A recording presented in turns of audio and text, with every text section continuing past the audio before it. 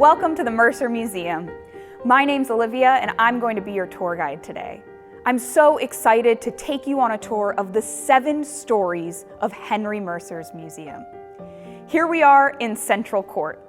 This is the best place for us to start because we are surrounded by Henry Mercer's collection of pre-industrial tools. Henry Chapman Mercer was born in 1856 here in Doylestown, Bucks County, Pennsylvania. He was a Bucks County native and considered it his home. That's why he built 3 concrete structures here in Doylestown and left them behind as his legacy. The first building he built was his home, called Fonthill Castle, which was built between 1908 and 1912. Then he built his business, the Moravian Pottery and Tile Works, built between 1910 and 1912 and on the same grounds as his home. Lastly, he built the museum where we're standing today, the Mercer Museum, between 1913 and 1916 to house his vast collection of pre-industrial tools. Today, we are going to journey up the 7 floors, as I said, of the Mercer Museum, but no better place to start than here. Henry Mercer began his collection of pre-industrial tools in 1897 when he visited the barn of a junk dealer named Charlie Twopenny Lehman. He was searching for a pair of fireplace tongs, but while visiting Charlie Lehman's junk shop, he saw piles of tools that had become obsolete due to the oncoming Industrial Revolution.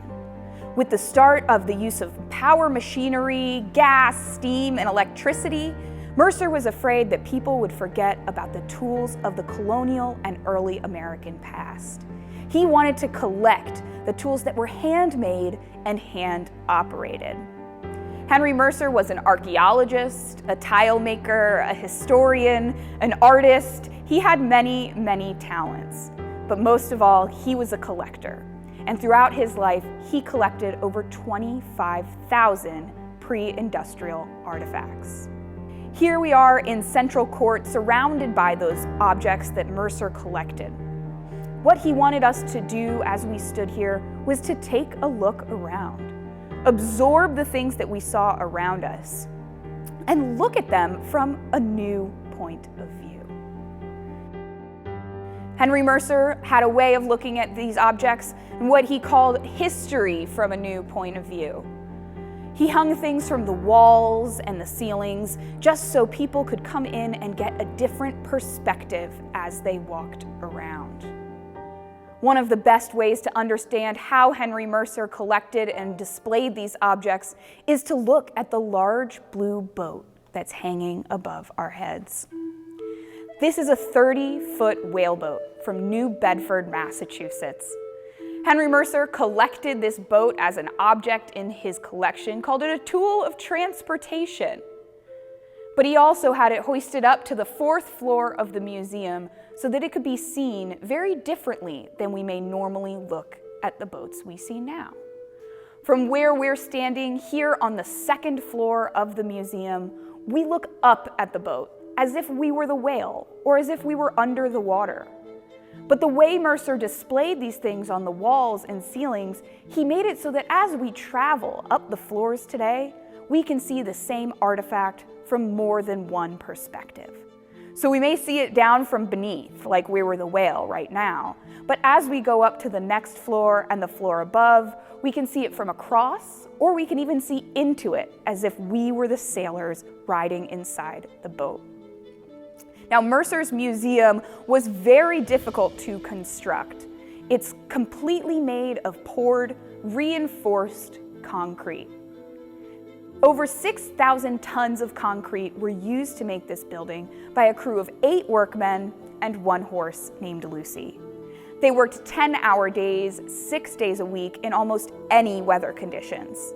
And they had at least the fortunate ability to use 1 gas-powered concrete mixer by the time they got to Mercer's 3rd building.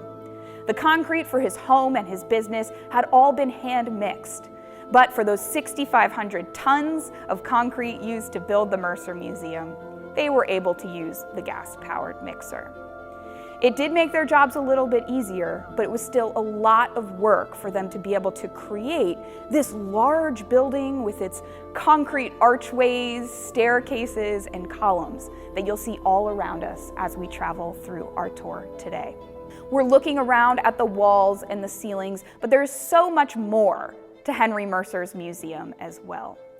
Today we'll talk a little about Henry Mercer's collecting philosophy and the way he organized the things that he displayed.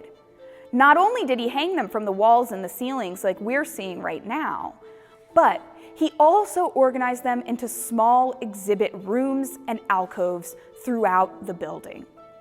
Mercer created his own classification system, what he called the hierarchy of historic human tools. To Henry Mercer, everything was a tool. If it made your life easier, if it helped you build your life, it could be considered a tool. So this did include things like axes, hammers, and saws, but it also included boats, baskets, and baby cradles. Mercer organized his museum the way he organized his hierarchy of tools, with the most necessary tools on the second floor where we are now, and as you go up, they go through the tools for survival, and then tools by skilled craftsmen and tradespeople. And as you get to the very top of the museum, the tools become less about your daily work and your daily life, and more about amusement or recreation. Things that aren't necessary for survival, but are still a major part of the life of colonial and early Americans. We're going to start here on the second floor, looking at some of the exhibit rooms that are dedicated to food. Because that was such a necessary part of people's lives, Mercer classified them into their own small rooms. We're going to start by looking at rooms dedicated to fruit preservation, meat preservation, and butter and cheese making. Follow me over here.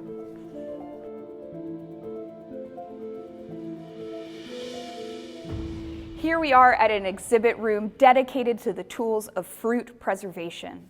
Without refrigeration, colonial and early Americans would have wanted to preserve their fruits and vegetables from their gardens or on their farms in order to keep them for a long amount of time. To preserve fruit, you might use a tool like an apple peeler to prepare apples to make apple butter, or a double boiler set of pots that could be used to make jams and jellies. Next, we're going to see a room dedicated to meat preservation. This room has tools that people may have used for meat preservation on their own farms, if they raised their own animals so their family could eat meat. But a lot of colonial towns would also have had a butcher who got the meat for all of the people in the town, and they would be able to barter and use things that they made on their farms to trade for the meat that their family wanted. Lastly, we're going to see the room dedicated to butter and cheese making. There were specialized farmers, like dairy farmers, whose job it was to make butter and cheese, even though some people may have had a cow or two on their farm that they could use to sustain their family's needs for dairy products. In order to make butter, you would have needed a large butter churn, and then many of these butter molds that are inside this room would have been used to imprint designs on the finished pads of butter once they were created. Before we head up to the third floor of the museum, I'm going to show you a few of the larger artifacts in Central Court and explain to you how they work and why Henry Mercer collected them. The first artifact that we're going to talk about is this large wooden well sweep. It's almost so difficult to distinguish because it blends in with the other wooden and metal tools around it.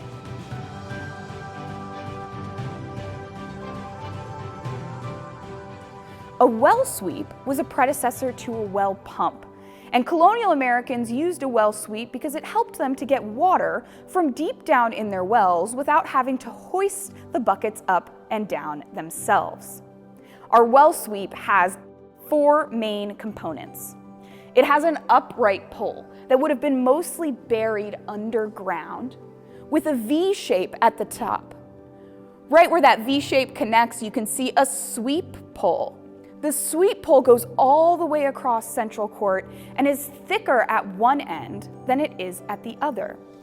This allowed the sweep pole to be its own counterweight, so that once someone manually lowered a bucket into the well, the sweep pole would bring it back up on its own. The thinner end of the sweep pole is connected to a bucket pole and a bucket. At this end, that's where someone would have sent the bucket down into their well and then used the weight of the sweep pole to hoist it back up. Well sweeps were extremely important objects for people to have at their homes because they used water for so many things, the same way we do now. But each of those buckets of water would have had to be hoisted up and down the well, either with a well sweep or a system of pulleys. People invented different tools like this one in order for them to make their lives a little bit easier. Think about a colonial farmer who may have had to hoist 20 to 30 buckets of water up and down from his well each day, just so he could water his crops, gardens, feed and water his livestock, and also cook and clean his home. So this made their life easier, and Henry Mercer collected tools to show how people lived before they had things like running water in their homes, and before they even used well pumps to get the water from their well. Now, the last artifact I'm going to highlight here in Central Court is a fire engine. The fire engine that's hanging above our heads does not look like a modern fire engine. Doesn't quite have the distinctive red color, and I don't know about you, but I've never really looked at fire engines from underneath. This fire engine dates back to 1847, and it was hand-powered. That means that a team of 24 volunteer firefighters would have had to push this fire engine to the fires themselves, then use the pumps to pump water from a cistern and put out the fires. They were able to actually pump water at 200 gallons per minute, up to 180 feet in distance. It was extremely taxing work, and they weren't even professional or career firefighters. They were all volunteers to help take care of their towns and counties. We're going to head up to the next floor of the museum, all the way up to the 3rd floor. Here we'll talk more about specific skilled tradespeople and the tools that they used in their craft. Follow me.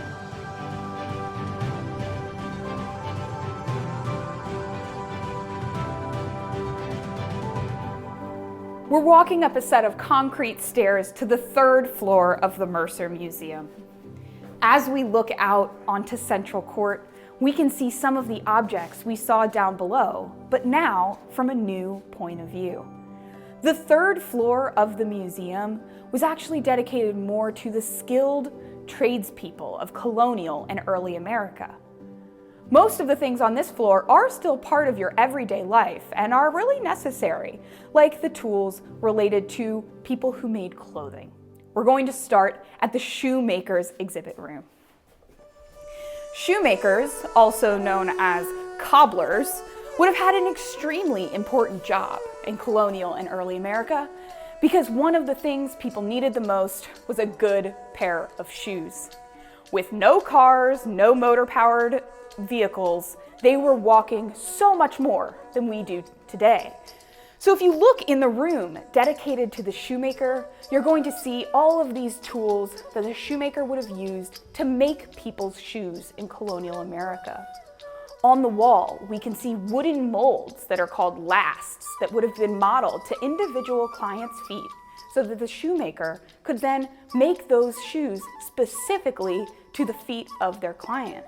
They would have used the last to mold leather around and determine how much material they actually might need for a pair of new shoes. A good pair of shoes was arguably one of the most important articles of clothing for people in colonial America. But Henry Mercer didn't just collect the tools used by someone like the shoemaker. He also collected finished products and stories from the people that he interviewed along the way. Follow me and we'll see another room dedicated to a clothing maker in colonial and early America. We're coming up on the room of the hat maker. Hat makers, often called haberdashers or milliners, were also a person in colonial America whose job it was to make one specific thing. Henry Mercer collected their stories as well, and he collected the tools used by the hat maker, like hat blocks that would have been used to make the molds of different shapes of hats. But in this room, you can also see some of those final products, like hats made of straw and felt.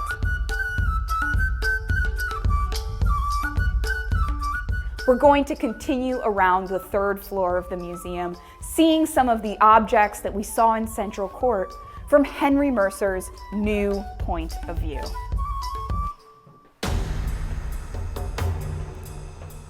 As we make our way around the third floor, we are surrounded by large concrete columns and archways, and even windows whose panes are made out of concrete.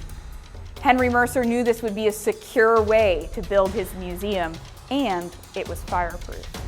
As we look across on Central Court, we actually see some of the objects that we saw from the second floor below. Remember, Henry Mercer's philosophy was history from a new point of view, and that's what we can see as we're standing here.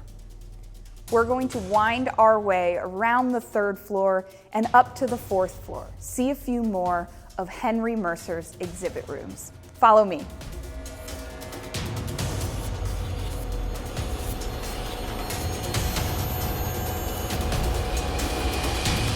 Here we are on the fourth floor at the whaleboat, now looking into it as if we were one of the sailors riding inside. Whaling was extremely difficult and dangerous. 8 men would have ridden in a boat this size, trying to hunt whales out in the middle of the ocean. At the front would have been the harpooner, whose job it was to spear the whale. Then they had to make sure that the whale wasn't going to dive deep down into the water, or they had to cut the rope before that happened in order to not go down with it. Henry Mercer didn't just collect the tools of skilled craftspeople. He also collected tools related to other subjects, like science and medicine. This exhibit room is dedicated to nautical equipment, and inside we can see an old scuba diver's helmet and even the bone of a carpenter shark, also known as a sawfish.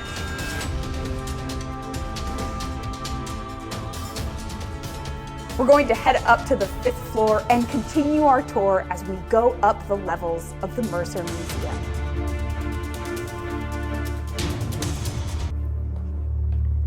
Up here on the 5th floor, we'll talk about a few more tradespeople, really people whose jobs were important in colonial America. Here we are at an exhibit related to blacksmithing. A blacksmith would have been one of the most important tradespeople to have in a colonial town, because not only did they make tools and hardware for people's homes, but they also would have made the horseshoes to go on their family horses and repaired things all around the town for many different people. Blacksmiths used a lot of different tools, but some that we might find familiar, like a pair of fireplace tongs to help move hot logs in their fire of their forge. We may also recognize the blacksmith's anvil from our Saturday morning cartoons being dropped on the head of Wile E. Coyote or Tom and Jerry. A set of bellows that would have helped to heat the forge, bringing it up to almost 3,500 degrees Fahrenheit. Blacksmiths were some of the most important people in colonial and early American towns. We're going to talk about a few other tradespeople on the 5th floor, whose tools Henry Mercer dedicated a lot of space to. Follow me. Blacksmiths were extremely important in colonial America, but so were woodworkers. Blacksmiths made tools out of metal for many different people, but anything that you needed made out of wood would have come from a woodworker. Woodworkers, sometimes called carpenters or joiners, would have built houses, built furniture, and repaired any tools that were made out of wood for other tradespeople as well. Wood and metal were the 2 main materials that people used to build and make things in colonial and early America. So a woodworker and a blacksmith were 2 of the most important people in your colonial town. We're going to see a couple other spots on the 5th floor that aren't as necessary to everyday life as the woodworker or the blacksmith. Not all tradespeople made something that was necessary to life, but sometimes things that were more of a luxury, like the clock and the watchmaker. Clock and watchmakers would have used tiny tools like drills and files so that they could work on the gear mechanisms of the different timepieces they made. Not necessary to survival, but still important tools that Henry Mercer wanted to collect to tell the stories of the tradespeople in early America. We're going to make our way up to the top floors of the museum next, up to the 6th and 7th floor. Follow me.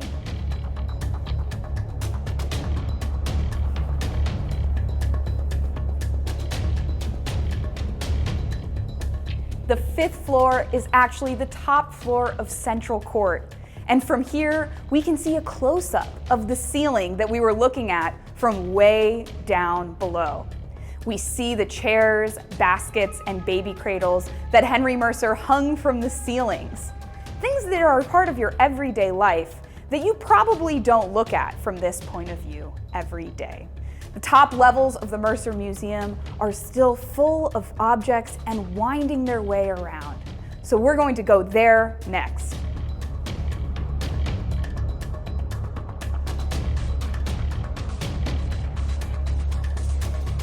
I like to pause at this staircase because it's a special staircase here in the Mercer Museum.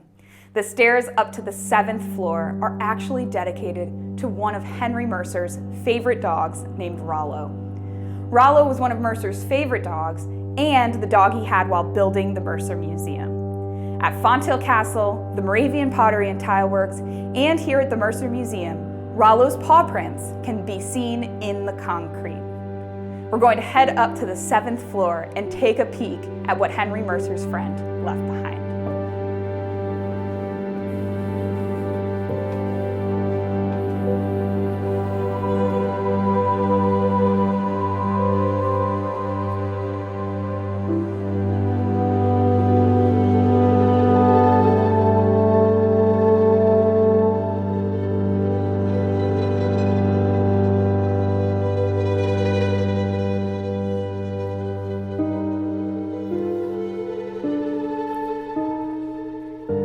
All the way up on the 7th floor of the Mercer Museum, you can see the roof lines made out of concrete.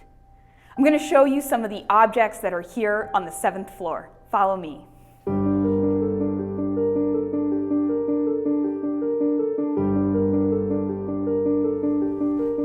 Mercer collected a number of iron stoves that people would have used to heat their homes. The ones on the 7th floor are very ornate and would have been used by wealthier people in colonial and early American times. We're going to see some of the iron stoves that were used by the everyday American as well. We're going to wind our way back around the 7th floor and down to the 6th floor on the other side.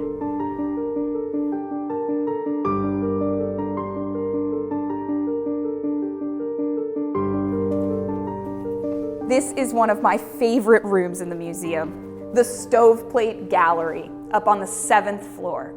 I am surrounded by one of Henry Mercer's favorite collections, his collection of iron stoveplates.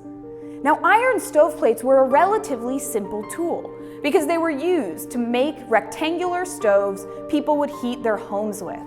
You would put the hot coals in the stove and it would heat the iron stoveplate to keep that heat in the room. But Mercer saw them as so much more than just tools of the stove. He was so interested in how they were made and in the symbolism of the imagery that was on these stoveplates. Mostly, they were made by Pennsylvania Germans who had been in Pennsylvania since the late 1600s. Mercer even wrote the book on iron stoveplates in 1914 when he wrote a book called The Bible in Iron. He showed each of the stoveplates he had ever discovered, translated the Pennsylvania German writing on them, and talked about the symbolism in their biblical and folk stories.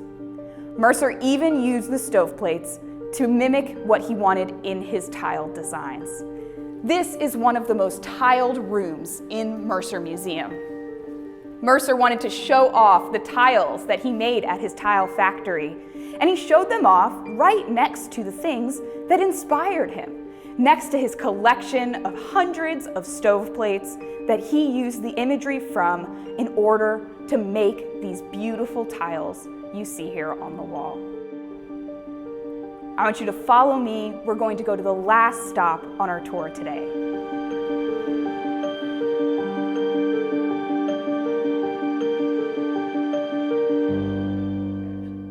We've made our way back down to the 5th floor, and what better place to end our tour today than with this backdrop of Central Court, of Henry Mercer's pre-industrial tools hanging around us from the walls and the ceilings. I want to thank you all so much for joining me today as we toured up the 7 floors of the Mercer Museum and highlighted some of the amazing artifacts that Henry Mercer collected.